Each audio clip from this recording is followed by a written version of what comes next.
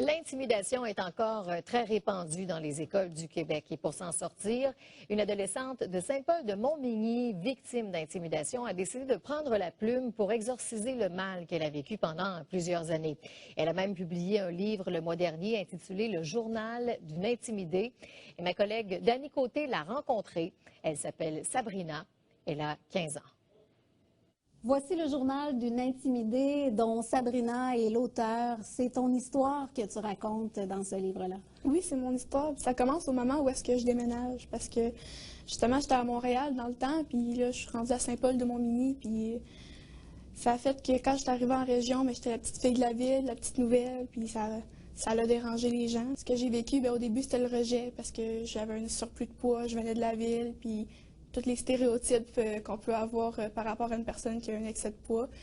Puis j'ai vécu du rejet. Puis quand j'étais arrivée au secondaire, j'ai vécu les insultes, j'ai vécu de la violence physique, puis bien des choses.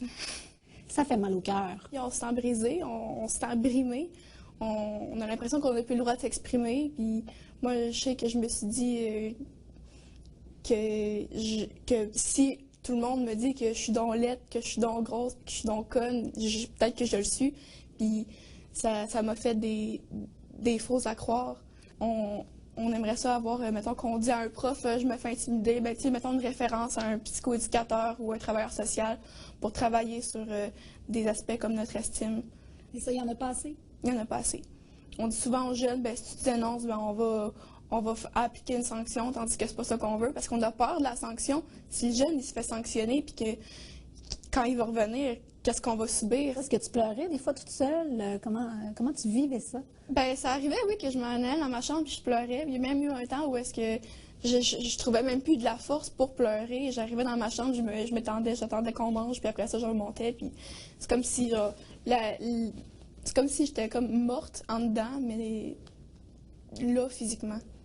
Est-ce que tu as réussi à regagner ton estime de toi aujourd'hui?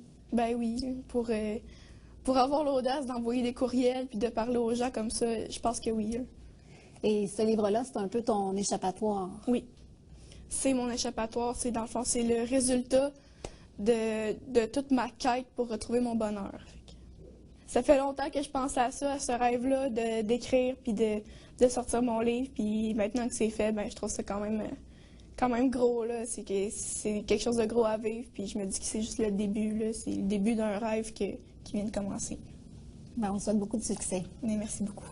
Merci. Beaucoup de succès. Espérons que ce témoignage aidera d'autres jeunes.